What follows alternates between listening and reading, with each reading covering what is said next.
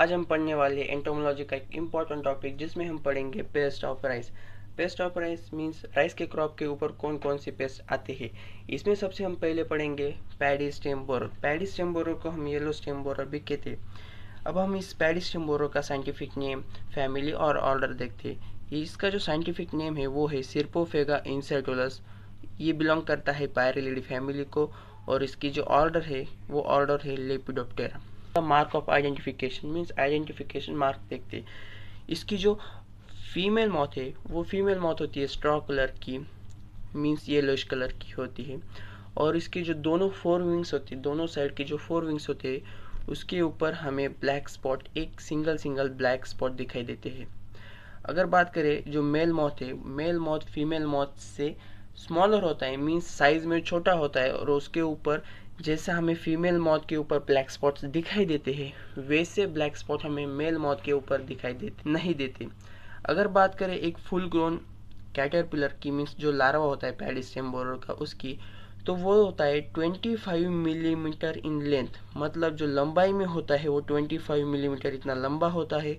और उसका जो कलर होता है वो होता है येलोइश कलर का, मीन्स येलोइश कलर का होता है। और उसका जो हेड होता है वो होता है ब्लैक कलर का।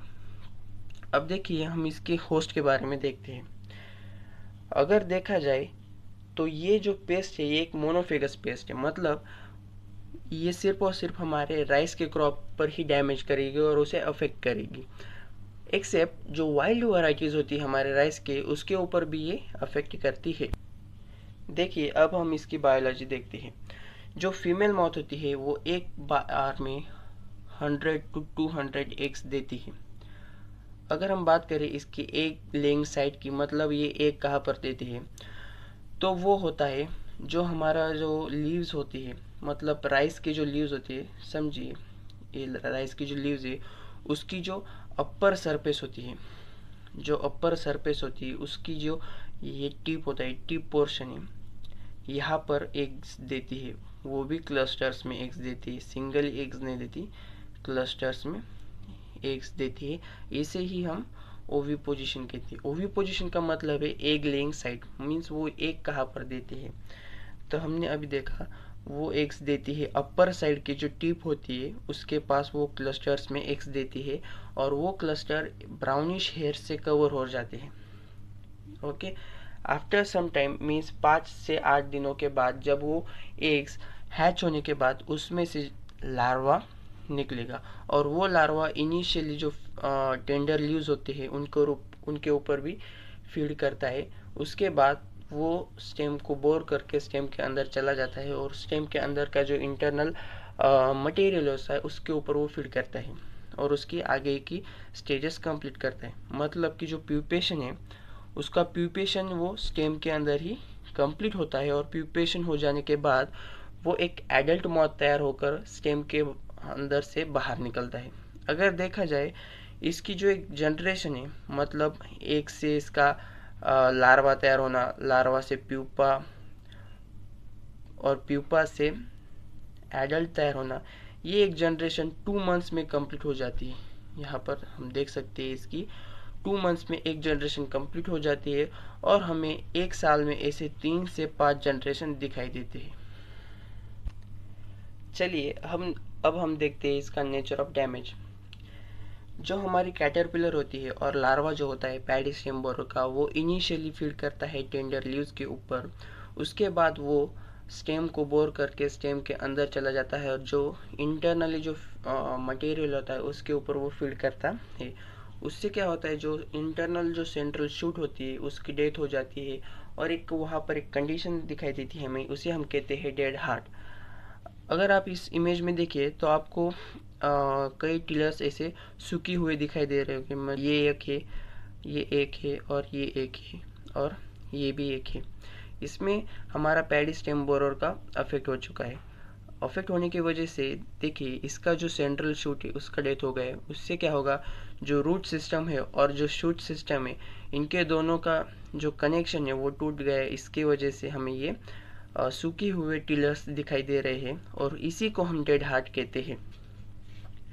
देखिए अब ये जो पेस्ट है वो किसी भी स्टेज में हम हमारे क्रॉप को डैमेज कर सकती है।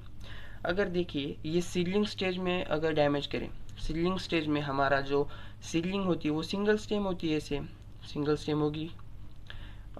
स्टेम होगी, ऐसे उसको नीचे रूट्स होंगे और ऊपर ऐसे लीव्स होगी। अगर देखिए इस स्टेज में इसका अटैक होता है तो ये इसका इधर का इंटरनल मटेरियल फीड कर जाएगी, उससे क्या होगा, इसका और इसका कनेक्शन टूट जाएगा, ऊपर का ये सूख जाएगा, मतलब कि ओवरऑल देखे तो ये किल हो जाएगा, मतलब हमारी जो सीडलिंग है उसका यहाँ पर डेथ हो जाएगा। अगर देखिए टिलरिंग स्टेज में इसका अफेक्ट हो, टिलरिंग स्टेज मतलब ये हमारा मेन सेम और उससे कई सारे ऐसे नीचे से टिलर्स होते हैं,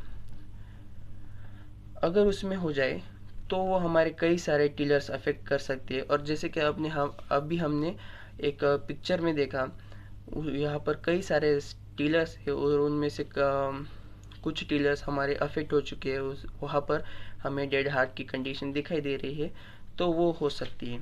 और अगर अगर बाद में जब हमारे ग्रेन फिलिंग की जो स्टेज होती है, अगर उसमें इस पेस्ट का जो अफेक्ट होता है तो जो ईयर्स होती है, ईयर्स मीन जो हमारा इन्फ्लोरेसेंस होता है जो राइस का, वो एम्प्टी मतलब खाली होती है, उसमें ग्रेन्स फिलिंग नहीं होती, अगर होती भी है तो हाफ ग्रेन फिलिंग होती है, और उसे हम लोकल लैंग्वेज में कहते हैं पालिन्स कहते हैं और वाइट ईयर हेड कहते हैं।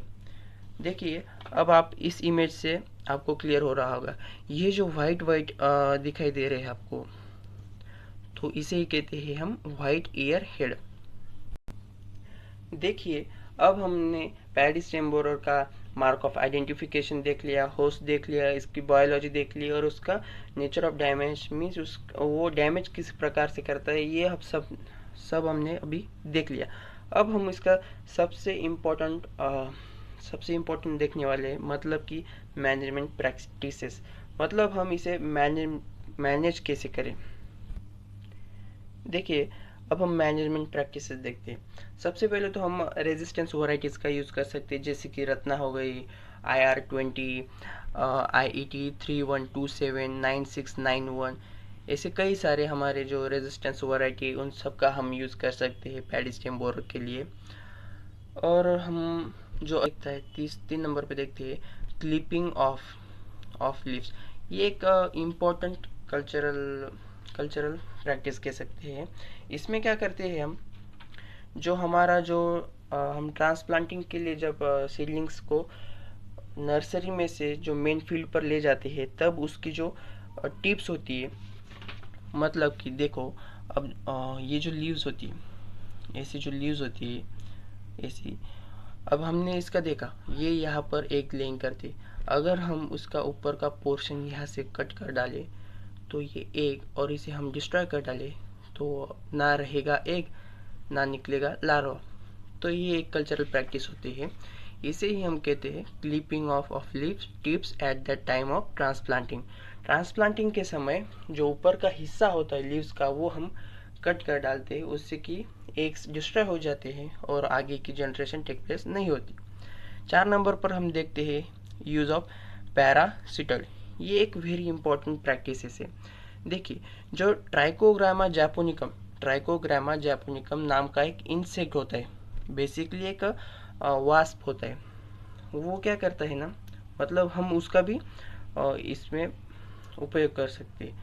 वो क्या करता है, जो हमारे एग्स होते हैं, मतलब कि जो पैडी स्टेम बोरर के एग होते हैं, देखिए अब मैं यहाँ पर बड़ा निकाल कर आपको समझाता हूँ, उसके अंदर ये अपने एग दे देता है और उन एग्स में से जो लार्वा निकलेगा वो इस एग के अंदर का जो इंटरनल मटेरियल है उसके ऊपर फीड करेगा। मतलब अगर वो उसके अंदर का जो इंटरनल मटेरियल फीड करेगा तो पैडी स्टेम बोरर का जो लार्वा होगा वो डेथ हो जाएगा उसकी, और वहाँ पर जो ट्राइकोग्रामा जैपोनिकम है उसका लार्वा बढ़ेगा और उसका जनरेशन यहाँ पर कंप्लीट होगी। इससे क्या होगा, जो हमारी जो पॉपुलेशन होगी पैडी स्टेम बोरर की वो कंट्रोल में रहेगी, क्योंकि अगर एक ही डिस्ट्रॉय हो गए तो उनमें से लार्वा ही नहीं निकलेगा, लार्वा ही नहीं निकलेगा तो आगे का कुछ होगा ही नहीं। देखिए अब हम केमिकल कंट्रोल्स में देखते हैं। केमिकल कंट्रोल में कई सारे हम केमिकल्स यूज़ कर सकते हैं, जैसे क्लोरोपाइरीफॉस हो गया, फिनलफॉस हो गया, मोनोक्रोटोफॉस हो गया, कार्बोसल्फोन हो गया। यहाँ पर उसका कंपोजिशन भी दिया गया है, ml यूज़ करना है। ये पर हेक्टर के लिए है, per hectare in 500 litre of water में। अब देखिए 6 नंबर और लास्ट बट नॉट लीस्ट हम देखते हैं डिपिंग ऑफ सीडलिंग्स। इसमें क्या करते हैं, हम डिपिंग करते हैं सीडलिंग्स। जब हम ट्रांसप्लांटिंग के लिए हमारे सीडलिंग्स हम ले जाते हैं तब हमें डिपिंग करना होता है।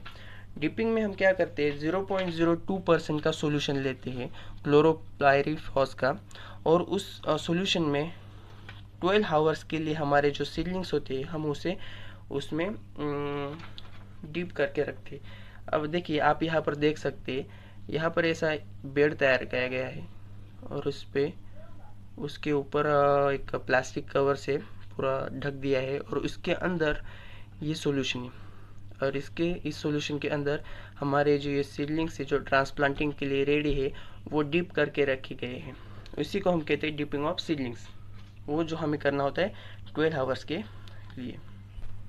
यहाँ पर हमने पैडी स्टेम बोरर और मतलब कि येलो स्टेम बोरर को हमने पढ़ा। अगर ये वीडियो आपको पसंद आया तो प्लीज़ इसे लाइक कीजिए, शेयर कीजिए और चैनल को सब्सक्राइब कीजिए। आगे के जो पेस्ट है हम अगली वीडियोज़ में देखने वाले हैं। Thank you.